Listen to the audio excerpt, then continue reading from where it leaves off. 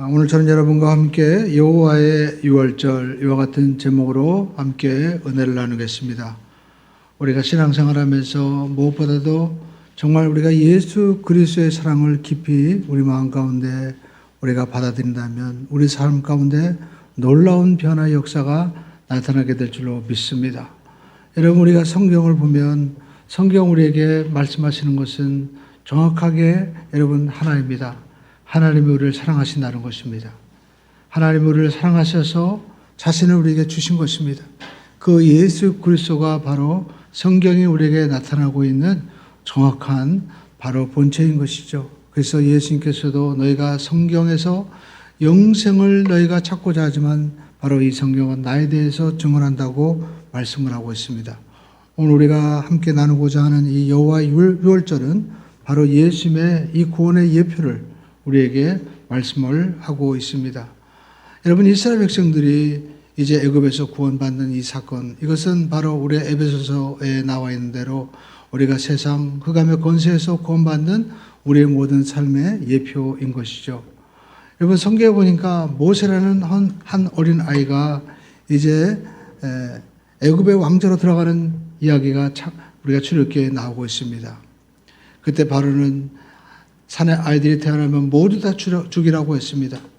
우리가 성경에 보니까 이스라엘 백성들이 애굽에서 나올 때 장정만 60만이라고 했습니다. 얼마나 많은 사람입니까? 여러분, 장정만 60만이라면 부인까지 하면은 몇만 명입니까? 100만 명이 넘습니다. 만약에 부모님이 계신다면 벌써 200만이 넘죠. 자식까지 있다면 하나만 따져도 여러분 거의 300만이나 되는 엄청난 그러한 사람들입니다. 여러분, 우리가 300만이라고 하면 얼마나 많습니까? 서울시 3분의 1입니다. 그 많은 사람들이 애굽에서 구원받는 이야기가 바로 출애굽기에 나와 있는 모습이죠. 근데 여러분, 그 출애굽기에 나와 있는 이 애굽 백성들을 구원하기 위해서 바로 한 사람 모세를 쓰신 것입니다. 하나님은 한 사람의 관심을 갖고 계신 것입니다. 바로 저와 여러분들이 하나님 만나길 원하신 거예요. 성경에 보니까 모세가 이제 애굽 왕 바로의 궁으로 들어가는데 어떻게 들어갔습니까? 바로는 다 죽이려고 했는데 하나님의 은혜로 우리가 요게벳이 이제 자녀를 낳고 어린 모세를 3개월 동안 숨기죠. 더 이상 숨길 수 없었을 때 그를 바구니에 집어넣어서 역청으로 안팎을 칠하고 나일강에 보냅니다. 그런데 그의 언니 누나 미리암이 쫓아갑니다. 어떻게 되나? 근데 이 나일강에 이 아이가 흘러 올라가는데 세상에 그때 누가 나왔습니까?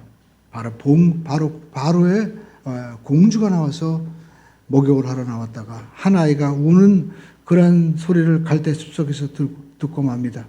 히브리인 줄 알았습니다. 그럼에도 불구하고 그 아이를 볼 때 갑자기 마음 가운데 이 여인의 모성애가 들끓기 시작했어요.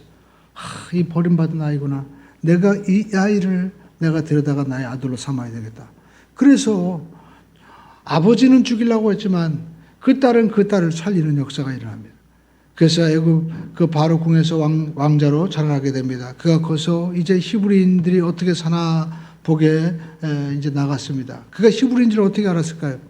성경에 보니까 공주가 이 히브리인이 이렇게 아이가 이렇게 버림받았구나 할 때 요게벳이 금방 뛰어나가가지고 공주님, 이 아이를 키울 유모를 제가 구해줄까요? 그랬더니 그래? 그러면 네가 구해봐라 할 때 자기 어머니를 데리고 간 거예요. 그래서 모세는 정말 놀랍게도 엄마가 또 그 아이를 키우게 됩니다. 그리고 젖될 아이가 됐을 때 그 아이를 갖다가 공주에게 보내니까 이미 이 아이는 어려서부터 너는 히브리인이다. 너는 하나님의 자녀다라는 것을 뼛속 깊이 새기게 된 것이죠. 근데 가서 히브리인이 어떻게 되나 이렇게 보니까 세상에 애굽 군인이 막 치고 그리고 핍박하는 겁니다. 우리가 성경에 보니까 비돔성, 그 다음에 라암셋 큰 건축물을 짓기 위해서 히브리인들은 고생하고 있었습니다. 근데 모세가 그들 핍박하는 거 보고 군인을 죽였어요.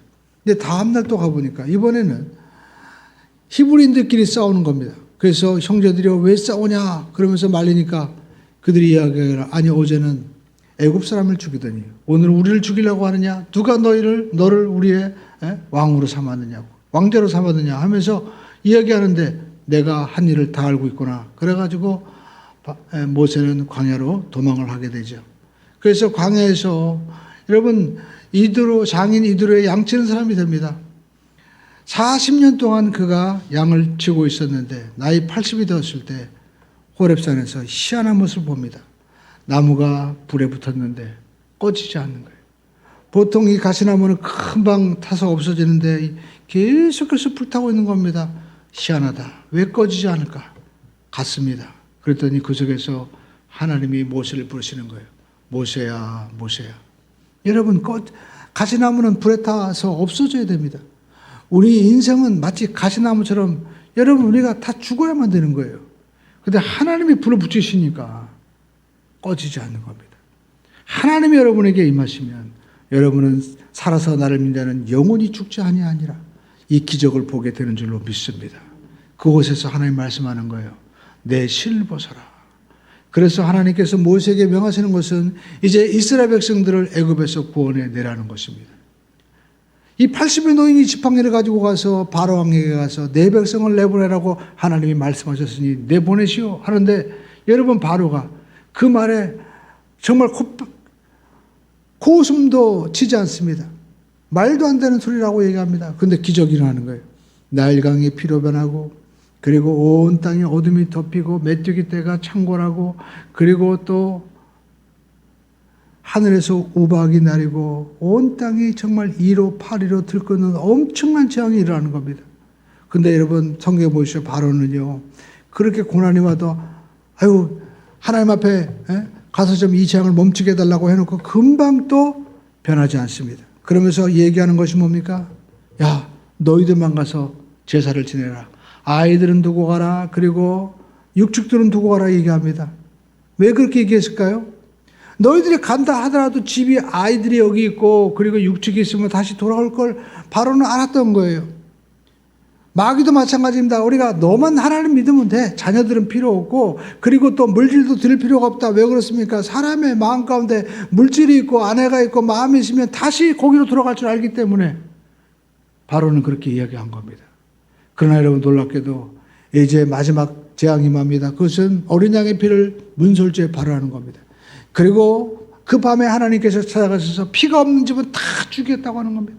그런데 여러분 하나님이 찾아가셔서 그 6월절 어린 양의 재앙을 통해서 애굽의 모든 창자들이 죽는데 그때는 바로가 손을 드는 겁니다. 빨리 나가십시오. 원하는 거 다 드리겠습니다 하면서 나가는 겁니다.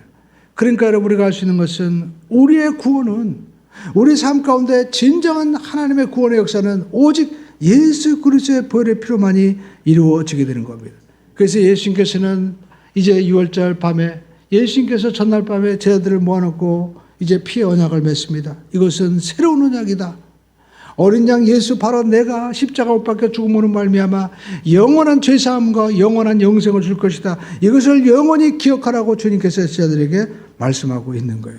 그래서 오늘 우리가 이 죄에서 자유함을 얻는 은혜 그리고 애굽의 종살이에서 해방되는 이 은혜 이 6월절의 그 놀라운 사건을 통해서 오늘 이 시대에 나에게 주시는 메시지는 무엇인가? 우리가 이것을 알아야만 되는 것입니다. 첫 번째 우리는 6월절 어린 양을 취해야만 된다라는 것입니다. 주력기 12장 21절은 이와 같이 말씀하고 있습니다. 함께 읽어보겠습니다. 모세가 이스라엘 모든 장로를 불러서 그들에게 이르되 너희는 나가서 너희의 가족대로 어린 양을 취하여 6월절 양으로 삼고 오늘 여러분 6월절 양을 잡으라는 겁니다. 여러분에게 여러분의 모든 죄를 대신해서 이제 죽을 6월절 어린 양은 있습니까? 이 6월절 어린 양을 볼 때 어렸을 때 교회학교에서 이제 성가대 할 때 찬양을 드리던 그 찬양이 기억납니다. 어린 양 예수 내 죄를 담당하사 원수들의 채찍에 온몸 찢기셨네 괴로움과 슬픔.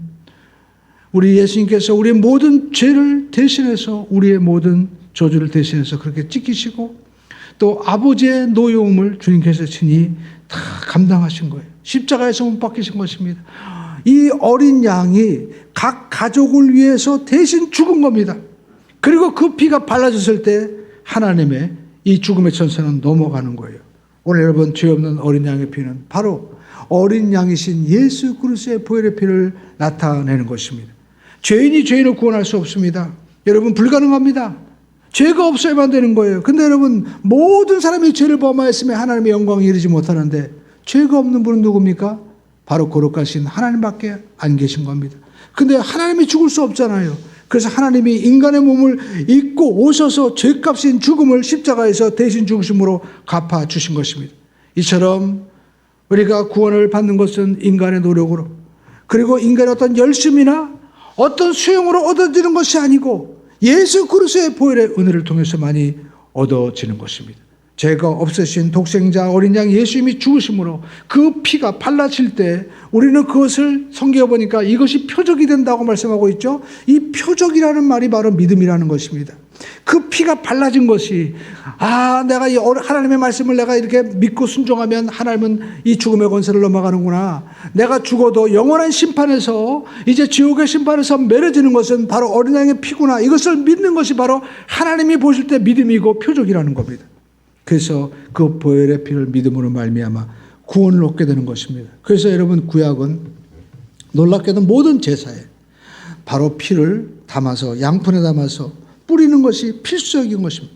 바로 하나님의 거룩한 이 법궤 위에다 뿌리는 거예요. 뭡니까? 하나님, 이 피를 보십시오. 나는 죄를 졌지만 나를 대신해서 어린 양이 대신 죽었습니다. 피 뿌림이 있을 때 하나님은 그 피를 보시고, 그래, 네 죄는 사함받았다. 제사장이 선포하고 그들은 다시 죄에서 자유함을 먹고 살아갈 수가 있었습니다. 그러나 그것은 일시적이었습니다. 예수님의 보혈의 피는 영원한 피인 것입니다. 그래서 어린 양의 피가 흘려질 때 여러분, 마귀의 권세는 우리가 꺾이게 되는 것이고, 마귀가 이제는 오히려 두려워하고 나가라고 하는 것입니다. 여러분, 사람들은 하나가 시작하면 모두가 결심을 합니다. 담배 끊어야지, 술 끊어야지, 어떤 사람은 음란한, 어떤 사람은 도둑질, 모든 악한 습관, 심지어 요즘에는 마약까지 끊어보려고 하지만 여러분, 죄는 권세가 있기 때문에, 여러분, 행위가 아닌 권세와 힘이 있기 때문에 끊어지지 않는 것입니다. 그러니까 지금도 수많은 여러분, 그러한 치료센터가 있고, 그리고 또 모든 것을 고치기 위한 그러한 방법이 있지만 안 되잖아요. 죄는 어쩔 수 없이 나를 끌고 가는 힘과 권세가 있는 것입니다. 그래서 우리가 죄 사함을 얻기 위해서는 죄를 사해 주신, 나를 사랑하시는 그 예수님의 은혜로 우리가 해결을 받아야 된다는 것입니다. 그 보혈의 은혜로 우리가 해결받을 수밖에 없는 거예요.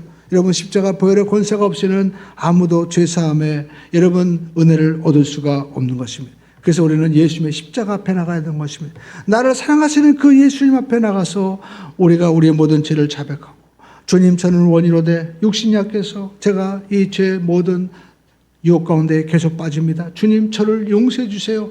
우리가 십자가를 바라봐야 됩니다. 나를 위해서 처절하게 죽으신 어린 양 예수 그리스도를 바라볼 때 우리는 죄사함 받고 해결을 얻을 수가 있고, 다시는 우리가 죄와 저주에서 우리는 헤맬 수 없는 것입니다.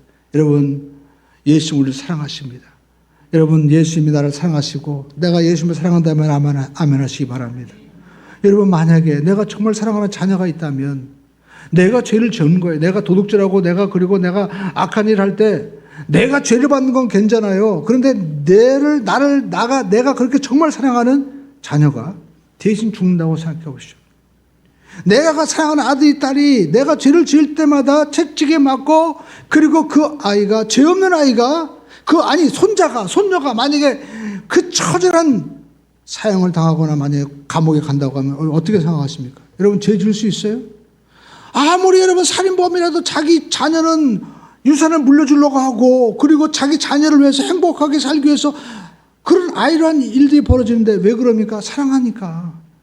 근데 여러분, 내가 그렇게 사랑하는 주님이, 하나님이 내 죄를 위해서 죽으셨다는 것을 내가 정말 안다면 우리는 다시는 죄에 빠질 수가 없는 것입니다. 그래서 어린 양 예수 그리스도의 피 흘림만이 우리를 죄에서 자유함을 얻게 되는 것입니다. 그래서 이스라엘 백성들이 애굽에서 나온 것은 단지 한 나라를 이룬 것이 아니라 죄에서, 저주에서 해방되는 하나님 나라 백성으로 세워지는 거룩한 나라로 완전히 바뀌어지는 것입니다. 그래서 가나안의 땅을 밟게 되는 거예요. 세상의 왕국은 왕이 다스립니다. 그러나 하나님의 나라는 하나님이 다스리는 것입니다. 하나님이 다스리고자 이제 그들을 부르신 거예요. 오늘 저와 여러분들도 하나님이 영원히 다스리시고자, 영원히 꺼지지 않는 그런 떨기나무 역사를 베푸시고자 우리를 부르신 줄로 믿습니다. 여러분 이사야 6장을 보면 이사야가 이제 우시아 왕 자기 삼촌이 죽었습니다. 그래서 성전에서 나는 어떻게 살아요? 아마 절망하며 앉았을 거예요. 그런데 갑자기 하늘의 문이 열리는데 하나님이 보호자에 앉았는데 그 거룩한 옷깃이 모든 성전에 가득합니다. 그리고 천사들이 하나님을 찬양합니다. 하나님의 천사들이 이스라엘들이 나와서 찬양하는데 6날개로 2날개는 얼굴을 가리고 2날개는 날며 2날개는 발을 가리고 거룩하다 거룩하다 하나님이여 하나님이여 만군의 하나님이여 하나님의 영광이 온 땅에 가득합니다라고 찬양을 하는데 이사야 선지자는 그 모습을 보고 내가 하나님 봤다. 나는 이제 죽었다 하면서 자기가 이제 죽었다고 절망합니다. 그때 한 천사가 부젓가락으로 제단에 있는 한 숯불을 가지고 이제 입술을 딱 대는데 그의 모든 죄가 정말 다 깨끗하게 사해지는 거예요. 네가 모든 죄가 사함받았다고 얘기했을 때 우리는 야, 이 숯불에 능력이 있다라고 얘기하지만 이 숯불은 어디에서 나왔습니까? 바로 제단에서 나온 겁니다. 이 제단이 어떤 제단입니까? 우리가 성경 레위기에 보면 이제 아론이 제사를 드릴 때 양을 잡습니다. 그랬더니 하늘에서 불이 내려오는 거예요. 그러니까 여러분 이 제단에 있는 숯불은 양을 잡았을 때 내려온 이 불의 역사니까 결국 이것은 어린 양 예수님의 보혈의 피를 예표하는 것입니다. 이사야서 6장 7절을 보시오. 그것을 내 입술에 대며 이르되 보라 이것이 내 입에 닿았으니 내 악이 제하여졌고 내 죄가 사하여졌느니라. 어린 양 예수의 보혈이 닿는 순간 악은 사라지고 죄는 사라지게 되는 것입니다. 이사야 6장 5절에 그때 내가 말하되 화로다 나는 망하게 되었도다. 나는 입술이 부정한 사람이요 입술이 부정한 백성 중에 거주하면서 만군의 하나님을 배웠음이라 라고 하였더라라고 얘기합니다. 여러분 우리도 하나님 앞에 나가서 주님 제가 부정한 사람입니다. 회개하고 무릎을 꿇을 때 그때 예수 그리스도의 보혈의 피는 우리의 모든 죄를 사하고 그리고 우리의 모든 과거 현재 미래 죄를 다 용서해 주시는 은혜를 베풀어 주는 것입니다. 그러므로 저와 여러분들은 하나님 앞에 나와서 나의 죄를 자백하는 그러한 은혜가 있어야만 되는 것이죠. 그때 우리는 이사야가 비로소 이사야에서 이사야 선자로 바뀌어지게 되는 것처럼 우리의 삶은 변화의 역사가 일어나게 되는 것입니다. 어린 양 예수 그리스도의 그 제단의 그 놀라운 피가 이제 임할 때 여러분 우리의 모든 죄는 사해지고 새로운 역사가 이루어지게 되는 것입니다. 숯불이 닿는 순간 이사야는 죄사함을 얻고 하나님의 사람으로 변하게 되는 겁니다. 그 어둠의 시대를 이기는 영적인 새로운 사명자로 바뀌어지게 된 겁니다. 여러분 초대교회를 보십시오. 예수님 십자가 못 박혀 죽었습니다. 예수님은 제자들에게 예루살렘을 떠나지 말고 내가 너에게 약속한 것을 기다려라. 그리고 기다렸습니다. 그랬더니 어떤 일이 벌어졌습니까? 그들이 빌기를 다음에 하늘의 문이 열리고 하늘에서 불의 같이 갈라지는 것이 각 사람 머리에 임하였다고 말씀하고 있습니다. 이 120명이 로마를 변화시켰습니다. 대제국 로마를 변화시켜서 기독교 국가로 바꿔준 것입니다. 왜 이런 일이 일어났습니까? 그것은 바로 그들이 성령을 받았는데 그 성령의 역사는 예수님의 피 흘리신 보혈의 제단을 통해서 우리에게 임하는 것입니다. 그래서 성령의 역사는 예수님의 보혈의 역사가 있어야만이 여러분 이루어지게 되는 것입니다. 예수님의 십자가 보혈의 제단을 통해서 성령 우리 가운데 임하는 겁니다. 사람들은 은사와 능력을 구합니다. 그러나 여러분 보혈의 제단을 통해서만이 하늘의 능력이 임한다는 사실을 기억하시기를 주님의 이름으로 축원드립니다. 어린 양 예수의 보혈의 피가 있어야만이 여러분 하나님의 거룩한 불이 임하는 것입니다. 구약 여러분 레위기 우리가 9장 24절을 보시죠. 이와 같이 말씀하고 있습니다. 불이 야훼 앞에 나와 제단 위에 번제물과 어떻게 해요? 기름을 우리가 살랐다라고 말씀합니다. 이를 볼 때 온 백성이 깜짝 놀란 거예요. 아, 하늘의 불이 임했구나. 그렇습니다. 여러분 이것은 사람의 불이 아니고 하늘의 불이었던 것입니다. 성경에 보니까 나답과 아비후라는 이런 아론의 이 제사장의 아들들이 그들은요 성경에 보니까 다른 불을 가지고 제사를 드렸다고 얘기했습니다. 또 보니까 그들은요 독주를 마시고 왔다는 거예요. 여러분 독주는 바로 세상에 이런 인본주의적인 그런 것들을 이야기하지 않습니까? 그러니까 우리가 예배할 때 하늘의 불이 아닌 다른 불, 세상의 불을 가지고 나가는 것은 결국 죽고 마는 겁니다. 성경에도 보니까 우리가 초대교회도 아나니아와 삽비라가 성령을 속이다가 결국 죽고 말았어요. 오늘 여러분 이 땅에 많은 예배가 있지만 여러분 가장 무서운 것은 바로 가인의 제사인 것입니다. 성령의 불인 것처럼 속이는 거예요. 그러나 예수님의 보혈의 피가 없고 하늘의 불이 아닌 것은 결국 인간을 사망의 지옥으로 끌고 가는 것입니다. 그러므로 저와 여러분들은 오직 예수 그리스도의 십자가의 보혈을 증거해야만 되는 것입니다. 그래서 사도 바울은 말씀하고 있습니다. 나는 예수님의 십자가 보혈과 그의 못 박혀 죽으신 것 외에는 나는 정하지 않겠다고 분명히 말씀하고 있습니다. 여러분, 그래서 출애굽기 12장 22절에 보니까 우슬초를 묶어서 가져다가 그릇에 담아 피를 적셔서 그 피를 문 인방과 좌우 문설주에 뿌리고 아침까지 한 사람도 자기 집 문 밖에 나가지 말라라고 말씀하고 있죠. 여러분, 그 피를 바를 때 문 인방은 바로 꼭대기입니다. 바로 십자가 맨 위에요. 그리고 또 문 좌우는 연결해 보면 십자가가 되는 거죠. 인간으로 따지면 바로 여러분 머리에서 발끝까지, 그리고 손발 좌우에 예수의 보혈의 피를 바르는 겁니다. 그러니까 우리는 살아갈 때 예수의 이 보혈의 은혜로 바라보고 말하고 듣고 예수의 보혈의 은혜로 우리가 손발로 움직이는 삶을 우리가 살아야만 된다는 것입니다. 그리고 우리 삶 가운데 이 모든 것은 하나님의 은혜입니다 고백할 수 있어야 됩니다. 이 하나님만을 우리가 두려워할 때 세상에 두려운 것이 없어요. 하나님만을 우리가 경외할 때 세상에 그 어떤 것도 우리를 막을 수가 없는 것입니다. 그래서 여러분, 성경은 놀랍게도 우리가 하나님 안에 있는 자, 예수 안에 있는 것을 하나님은 의롭게 보고 하나님께서는 구원의 은혜를 베풀어 주시는 것입니다. 여러분, 한자로 보면 참 희한하죠. 우리가 오를 의자를 보면은요, 그 의자, 오를 의자를 보면 어린 양 밑에 나아가 있는 그러한 모습이 바로 오를 의자인 것입니다. 근데 여러분, 이 나아자라는 한자를 보면은요, 그 재밌는 것이 뭐냐면 그 손숫자에다가 바로 이 창을 의미하는 그 말을 그것을 들고 있는 것이 바로 나아자라는 그런 말입니다. 그러니까 여러분, 내가 이 아브라함처럼 칼을 가지고 어린 양을 잡을 때 그때 하나님은 어떻게 합니까? 의롭게 보시는 거예요. 그래서 사도 바울은 내가 예수님과 함께 십자가에 못 박혀 죽었다고 말씀하고 있습니다. 그것이 바로 하나님 앞에 의롭게 우리가 서 있는 그러한 모습이다라는 것입니다. 오늘 여러분, 어린 양의 피가 있는 집만이 구원받는 거예요. 우리 한번 따라가겠습니다. 어린 양의 피가 있는 집은 구원받습니다. 근데 여러분, 단도직입적으로 말하면 어린 양의 피가 없는 집은 어떻게 했습니까? 장자가 다 죽은 거예요. 그러니까 오늘 예수님은, 예수님의 보혈의 피는 세상에 여러분 정말 아침과 저녁을 가르는 것이고 어둠과 빛을 가르는 것입니다. 죽음의 천사가 그 밤에 쫙 지나가는 거예요. 근데 문설주, 그 문인방에 피가 있는 집은 다 넘어갑니다. 근데 여러분, 재밌는 거 있죠? 그 집 안에 있는 사람들은 피를 볼 수 없어요. 그러니까 여러분, 이것이 바로 믿음인 것입니다. 우리는 예수님의 십자가에 못 박혀 죽으신 것을 지금 볼 수 없습니다. 그러나 우리는 믿음으로 우리가 하나님의 집 안에, 말씀 안에 거하는 것입니다. 우리가 예수님을 보지 못하지만 믿음으로 어린 양의 피로 이루어지신 이 모든 십자가의 사건과 우리가 교회 안에, 말씀 안에 거할 때 구원을 받을 수 있다는 것입니다. 하나님의 죽음의 천사는 분명히 넘어갔습니다. 출애굽기 12장 23절을 보시죠. 야훼께서 애굽 사람들에게 재앙을 내리려고 지나가실 때 문 인방과 좌우 문설주의 피를 보시면 야훼께서 그 문을 넘으시고 멸하는 자에게 너희 집에 들어가서 너희를 치지 못하게 하실 것입니다 라고 말씀하고 있습니다.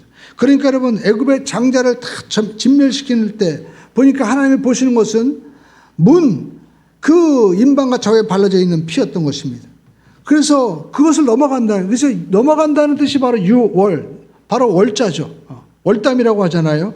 그러니까 여러분, 예수님의 보혈의 피가 있는 사람은 사망과 저주의 심판에서 넘어갑니다. 이것은 이 땅에서뿐만 아니라 앞으로 있을 두 번째 심판에서도 마찬가지인 것입니다. 그래서 성경에 보니까 이 절기를 영원히 지키라고 말씀하고 있는 것입니다. 근데 이들이 심판에서 제외된 것은 딱 한 가지 조건, 유월절 어린 양의 피였던 것입니다. 그들이 애굽에 살면서 어떤 사람들은 남을 도와주고 선한 일을 했을 수도 있습니다. 그러나 선한 일을 했다고 해서 그들이 구원받는 것이 아니었습니다. 오직 어린 양의 그 피가 문설주에 발라져 있지 않느냐가 바로 구원의 조건이었던 것입니다. 애굽 사람이라 할지라도 만약 피를 발랐다면 살았을까요? 죽었을까요? 살았다는 것입니다. 성경에 보니까 출애굽기 12장 38절에 이와 같이 말씀하고 있어요. 수많은 잡족들, 그러니까 유대인들 외에 다른 이스라엘 사람들의 다른 나라 사람들도 양과 소와 심이 많은 가축이 그들과 함께 하였다라고 말씀하고 있습니다. 그러니까 애굽 사람이라 할지라도 9가지 재앙을 보니까 정말 하나님이 살아계신 게 맞아. 근데 이번에 어린 양의 피를 바르라고 하더라. 우리도 발라야 되겠다. 그래가지고 그들이 피를 발랐다면 그들도 다 살 수 있었다라는 것입니다. 구원의 조건은 혈통이나 능력이 아닙니다. 어린 양의 피를 믿는가 믿지 않는가 이것입니다. 오늘 여러분 우리가 구원의 조건은 그 사람이 교인인가 아닌가, 교회를 다니는가 아닌가 이것이 아닙니다. 예수님의 십자가 대속의 어린 양의 사건을 내가 정말 믿음으로 그것이 표적이 되는 것처럼 주님 저는 예수님의 십자가의 보혈의 은혜를 나를 위해서 대속해 주신 주님의 은혜를 믿습니다. 이것이 바로 구원의 조건인 것입니다. 그때 죽음의 천사가 넘어가듯이 우리는 사망에서 해방을 얻을 수 있게 되는 것입니다. 그래서 우리는 지금도 예수님의 보혈의 피로 나를 덮어주시고 우리 가정을 덮어주시고 우리 부부를 덮어주시고 우리 교회를 덮어주시고 이 나라를 덮어주시옵소서 기도해야만 되는 것입니다. 오늘 여러분 직장과 교회 또 이 나라와 세계 가운데 어린 양의 피가 여러분 없는 곳에는 이와 같이 저주와 사망이 있는 것입니다. 그래서 하나님께서는 출애굽기 12장 24절에 너희는 이 일을 규례로 삼아 너희와 너희 자손이 영원히 지키라고 말씀하고 있는 것입니다. 두고두고 지키라고 말씀하고 있는 것입니다. 어린 양의 피가 없는 것은 여러분 사망이 있었습니다. 그러나 여러분 피가 있는 곳에는 사망이 사라지고 생명이 있었던 것이고 가나안으로 갈 수 있는 길이 열려지게 되었던 것입니다. 어린 양의 피는 하나님께로 나갈 수 있는 길이 열려지게 되는 것이고 영원한 영생으로 열려지는 것입니다. 그래서 교회는 예수님의 어린 양의 보혈의 피를 전해야 되는 것이고 이 어린 양 예수 그리스도의 보혈의 복음을 우리가 굳게 지켜야만 되는 것이고 이 어린 양 예수 그리스도의 복음의 아버지 은혜를 우리가 나누어야만 될 줄로 믿습니다. 여러분 세 번째 어린 양의 피는 우리를 새롭게 합니다. 우리 한번 따라하겠습니다. 어린 양의 피는 우리를 새롭게 합니다. 이제 이스라엘 백성들에게 운명의 밤이 되었습니다. 아무도 잠들지 못하는 밤이었습니다. 과연 하나님의 말씀이 맞는가? 출애굽기 12장 29절에 보니까 밤중에 야훼께서 애굽 땅에서 모든 처음 난 것 곧 왕위에 앉은 바로의 장자로부터 옥에 갇힌 사람의 장자까지 가축까지 처음 난 것을 다 지침해라고 말씀하고 있어요. 반드시 하나님이 역사하시는 것입니다. 그래서 하나님의 천사는 정확히 밤중에 하나님께서 말씀하신 대로 애굽 모든 사람에게 심판을 다 가하는데 피가 없는 집은요 다 죽는 거예요. 그런데 여러분 그 죽고 나서 그들은 후회합니다. 출애굽기 12장 30절에 보니까 그때 울부짖었다고 말씀하고 있어요. 출애굽기 12장 30절을 보시죠. 그 밤에 바로와 그 모든 신하와 모든 애굽 사람이 일어나고 애굽의 큰 부르짖음이 성경에 보니까 통곡이라고 말씀하고 있습니다. 그러면서 장자로부터 옥에 갇힌 사람의 장자까지 가축과 처음 난 것 다 죽는 거예요. 그러니까 결국 모든 애굽 백성들이 죽는 그러한 표적이 나타나자 이제는요 바로가 모세를 부르는데 한밤중에 부르는 겁니다. 한밤중에. 출애굽기 12장 31절 32절을 보시죠. 아침도 아니었습니다. 밤에 바로가 모세와 아론을 불러서 이르되 너희와 너희 이스라엘 자손은 일어나 내 백성 가운데서 떠나 너희의 말대로 가서 야훼를 섬기며 또 너희가 말한 대로 너희 양과 너희 소도 몰아가고 나를 위하여 축복하라. 여기 보니까 왜 양과 소를 다 데리고 가라고 했을까요? 성경에 보니까 9가지 재앙을 내릴 때 바로가 뭐라고 얘기합니까? 야 너만 가라. 그리고 부인은 자녀들은 놓고 가라. 나중에는요 가축들은 놓고 가라고 얘기합니다. 왜 그랬을까요? 광야에 가서 가축이 없으면 결국에는 살지 못하니까 돌아올 거 아니에요. 그리고 나갔다가도 자녀와 아내가 보고 싶으면 다시 애굽으로 돌아올 거 아닙니까? 마귀는 그걸 아는 겁니다. 그래서 우리가 신앙생활할 때도 너만 잘 믿으면 돼. 자녀들은 교회 나갈 필요 없어. 그리고 신앙생활 왜 물질까지 드리느냐. 사람은 결국 물질을 위해서 움직입니다. 여러분 사업이 망하고 욥처럼 다 망해 보십시오. 주신 자도 야훼시요 취하신 자도 야훼시되 그렇게 맨 처음에 말을 했지만 모세도 막 우리가 욥도 막 원망하는 장면이 나오죠. 우리가 여러분 물질 잃어버리고 자녀 잃어버리면 우리는 원망하게 되어 있습니다. 그러니까 바로가 그걸 다 안 거예요. 그런데 놀라운 것은 피의 권세 앞에서는 바로가 꺾이고 말았다는 것입니다. 그래서 우리는 오직 예수 그리스도의 보혈의 피를 의지하고 우리가 나가야만이 구원의 역사를 우리가 누릴 수 있게 되는 것입니다. 인간의 행위와 도덕이 아닙니다. 오직 예수 그리스도의 보혈의 피를 의지하고 우리가 나가게 되기를 주님의 이름으로 축원을 드립니다. 성경 보니까 여러분 바로가 밤에 부릅니다. 그리고 나가달라고 부탁을 해요. 여러분 이제 바로는 타협안이 없었습니다. 여러분 신앙에 타협은 없습니다. 오직 예수 그리스도의 보혈의 피를 의지하고 굳게 우리가 믿음으로 전진하게 되기를 주님의 이름으로 축원을 드립니다. 소와 양을 의지하지 마십시오. 부모와 자녀가 아닙니다. 그리고 여러분 사업과 직장에 여러분 그것이 우리 하나님이 될 수가 없습니다. 그것이 떨어지면 사람들은 야 이거 예수 믿는다고 해서 좋은 일이 일어난 줄 알았더니 이거 왜 이렇게 되지? 다시 내가 세상으로 돌아가야 되는 거 아니야? 그렇게 여러분 돌아가는 사람들이 얼마나 많이 있습니까? 마귀는 그걸 알기 때문에 회의하고 타협했던 것입니다. 그러나 피가 여어린 양 예수님의 피가 임하자 마귀는 손발 두 발 다 도는 거예요. 여러분 예수 보혈의 피에 능력이 있는 것입니다. 그들이 뭐라고 얘기합니까?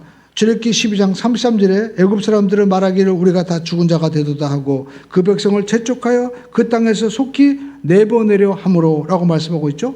애굽 사람들이 지금 누구를 두려워하고 있습니까? 우린 다 죽게 되었다. 이스라엘 사람들을 두려워하고 있습니다. 바로와 그리고 모든 백성들이 다 두려워하고 있는 거예요. 이건 뭘 얘기하는 겁니까? 마귀가 오히려 두려워하고 있는 거예요. 오늘 여러분 우리가 예수님의 보혈의 피로 새로워질 때 세상이 두려워 떠는 존재가 되고 마는 것입니다. 예수를 믿는 그 순간 보혈의 피가 덮이는 순간 마귀가 오히려 여러분 우리를 두려워하게 되는 것입니다. 야 제가 하나님의 뜻대로 살면 어떡하지?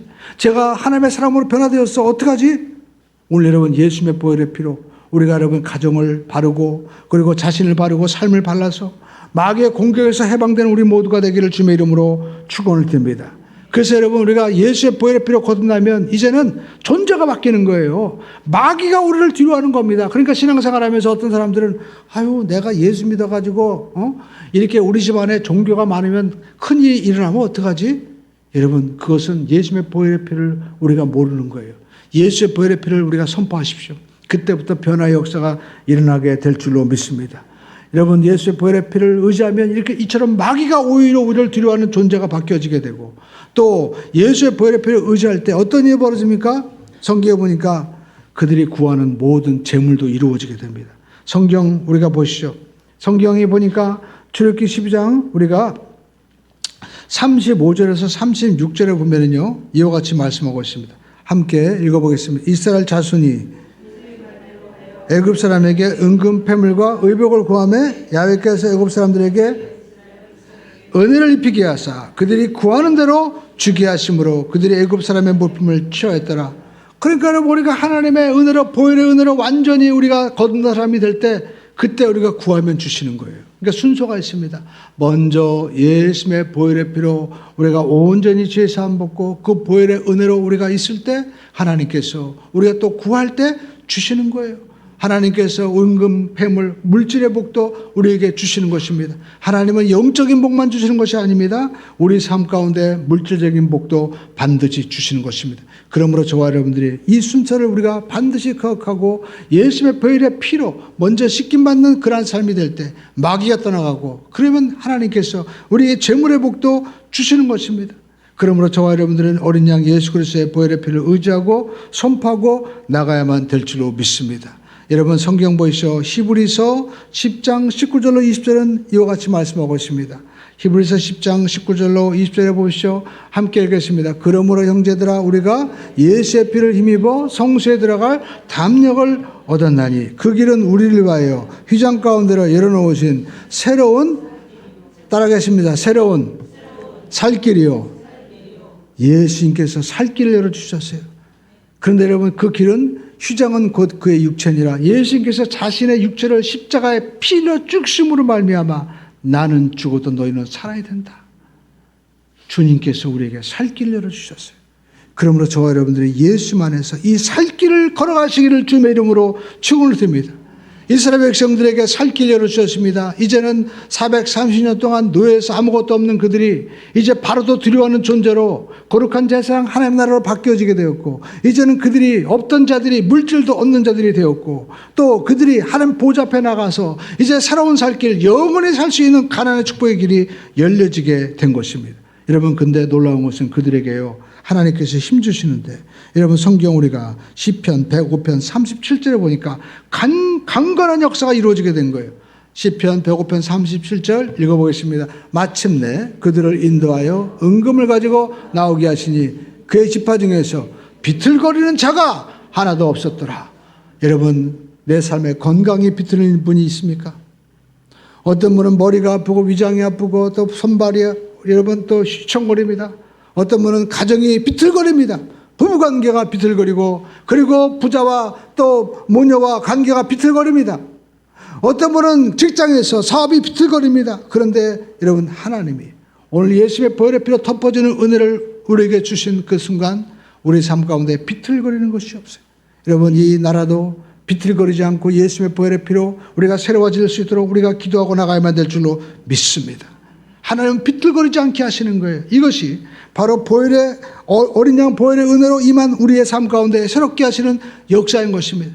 마귀가 두려웠답니다. 은근 패불 하나님이 주십니다. 비틀거리지 않게 하십니다. 하나님 보호자 앞으로 나갈 수 있는 길을 열어주십니다. 그뿐만 아닙니다. 그들의 가난한 길이 열려지면서, 여러분 성경 우리가 시편 105편 39절에 보니까 야훼께서 낮에는 어떻게 해요? 구름을 펴서, 할렐루야, 덮개를 삼으시는 거예요. 그리고 밤에는 불로 밝히셨다고 말씀하고 있습니다. 이 은혜가 있기를 주님의 이름으로 축원드립니다. 여러분, 바로 낮에 밤에 이 모든 자연이 인간을 괴롭힌다고 생각해 보시오. 우리가 뉴스에 보면 엄청난 추위, 엄청난 더위, 엄청난 재앙으로 인해서, 엄청난 산불로 인해서, 엄청난 지진으로 인해서 두려워하는 자가 얼마나 많이 있습니까? 그러니까 여러분, 우리가 정말 사람 고칠 수 있는 것은 문제되는 게 아니에요. 고칠 수 없는 것들이 임할 때는 누구도 막을 수 없는 것인데, 하나님이 어떻게 합니까? 덮어주시는 거예요. 하나님이 우리를 덮어주시는 은혜가 있기를 주님의 이름으로 축원드립니다. 교회를 덮어주시고 이 나라도 덮어주셔야 됩니다. 여러분, 이 세계도 덮어주셔야 돼요. 하나님께서 말씀으로 하늘과 땅을 나누시고 하나님께서 보시기에 좋은 역사를 베풀어 주셔야만이 우리가 여러분 에덴의 축복을 누리게 되는 것이지, 이 덮이는 것이 다 사라지게 되면 여러분 어떻게 됩니까? 제가 아는 분도 호주에 있는데, 호주에 여러분 그 오존층이 뚫렸을 때 암 환자가 그렇게 많았다고 얘기하잖아요. 호주에 갔을 때 얼마나 공기가 맑은지 사람들이 얘기해요. 여기는요, 목사님, 여기는요, 넥타이, 와이셔츠를 빨 필요도 별로 없대. 왜냐하면 먼지가 별로 없어가지고 며칠 입는다는 거예요. 그리고 자동차 세차는 1년에 몇 번 안 한다는 겁니다. 그 세차장이 없다는 거예요. 너무나 공기가 좋으니까. 근데 여러분, 오존층이 뚫리니까 겉으로는 좋은데 피부암에 걸리는 거예요. 여러분, 하나님이 덮어주셔야 돼요. 우리 한번 따라하겠습니다. 하나님, 덮어주세요. 하나님께서 덮어주시고 비틀거린 자가 없고 구하는 대로 주시고 마귀가 두려워하는 역사가 있게 되기를 주님의 이름으로 축원드립니다. 이것이 보혈의 은혜로 덮어지는 하나님의 자녀에게 임하는 은혜인 것입니다.